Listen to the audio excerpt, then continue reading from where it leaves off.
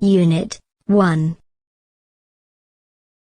There was once a lad who wanted to be a sailor, but his mother would not let him go to the sea. "Child, what do you know of sailing?" she would say. "You're a farmer's son. You know the turn of the seasons and the smell of the soil, but you do not know the sea." Now the boy, whose name was John, had always obeyed his mother. So he went about his farm work with a heavy heart, but did not again mention the sea. One day, he had been walking behind the plow.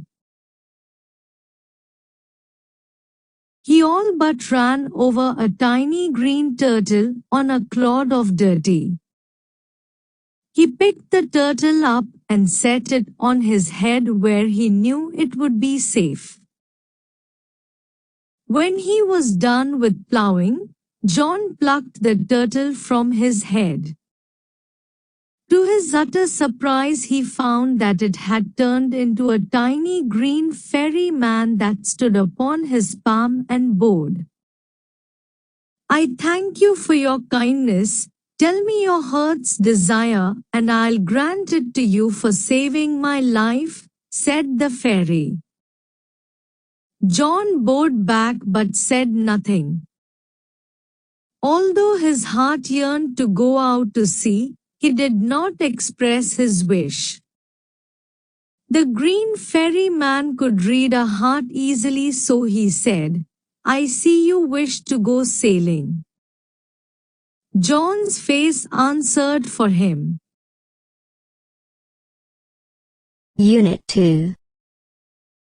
"Since you put me on your head like a hat to keep me safe, I shall give you different kind of cap in return, the kind sailors most desire. A cap full of wind. But there's one warning, no human hand will ever be able to take it off." Then with a blink, the fairy man disappeared, leaving a striped cap behind.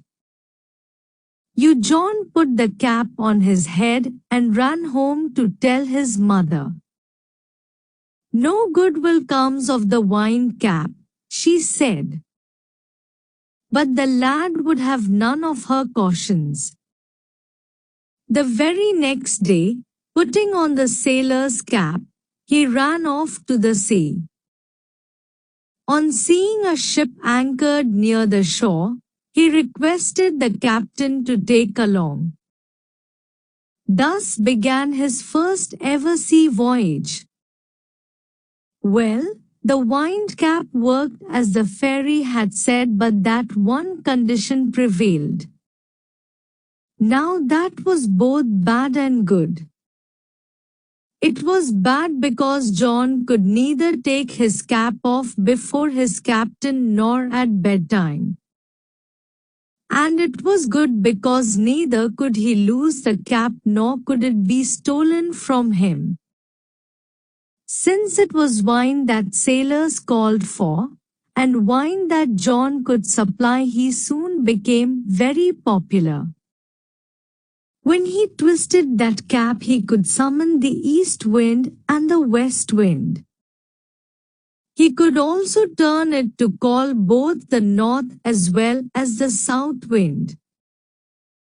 The captain would therefore never part with his prized sailor and let ashore. Unit 3.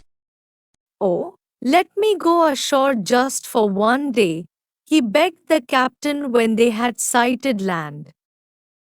He promised he would return, but the captain was unmoved. However, John could not stop dreaming of the land. One quiet afternoon, he lay fast asleep and fell to dreaming again. Unknown to him, the ship stood offshore from his old farm. In John's dream, the seasons turned rapidly, and as each turned, so did John in his bed. Consequently, the cap on his head twisted round and about. It called up a squall from the clear sky that hit the ship without a warning. The wind had been whirling about the boat, tearing the sails and snapping the spars. "It's his fault," the sailors cried. They shouted in anger and fear and tried to rip the cap off his head. Well, they were unsuccessful, for it was fairy cap. They pulled it and twisted it, and so the squall became a storm, the mightiest they had ever seen. The captain ordered his men to bring Ho before him. He grabbed him by the tail of his striped cap, twisted him thrice and flung him out to the sea. But the winds called up by the cap spun the ship 3 times around. As John went under the waves, the cap came off him head. Soon the storm stopped, and John swam ashore. The cap followed him. When he got to the land, John picked up the cap and ran home to his mother and farm.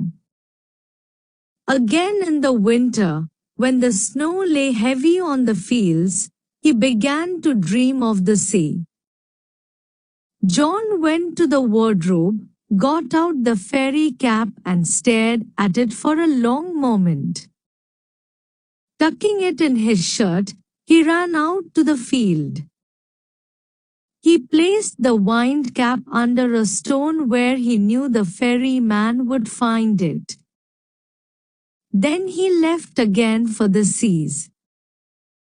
For the rest of his life, John spent half the year on a ship and half on the shore till at last he owned his own boat and 100-acre farmland. From then on he came to be known as Captain Turtle, for he was as much at home on the water as he was on the land.